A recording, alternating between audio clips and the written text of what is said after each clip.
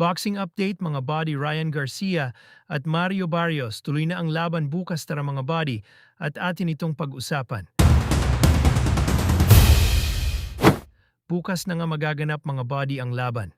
Sa pagitan ng social media star na si Ryan Garcia at ng WBC welterweight world champion na si Mario Barrios, naganap na ang official weigh-in kanina. At si Ryan Garcia ay tumimbang ng 146.5 habang si Mario Barrios naman ay eksaktong tumimbang ng 147 pounds. Dahil parehong pasok sa tamang timbang, wala nang makakapigil sa kanilang inaabangang banggaan bukas.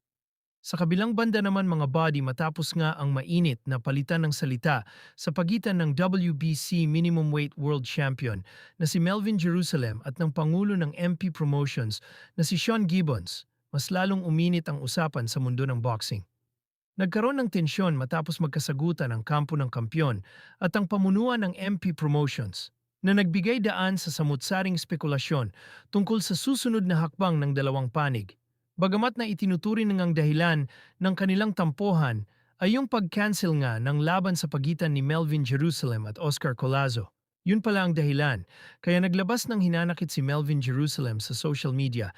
Dahilan naman ng kinaiyak ni MP Promotion Sean Gibbons, abangan nyo na lang yung magsusunod pa na update sa tampuhan ng dalawa.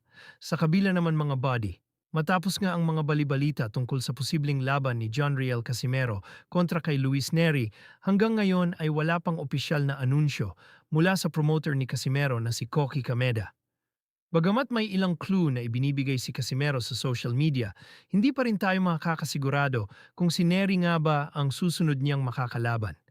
Sa ngayon, maghintay na lamang tayo sa opisyal na pahayag mula mismo sa kanilang kampo at promotion team.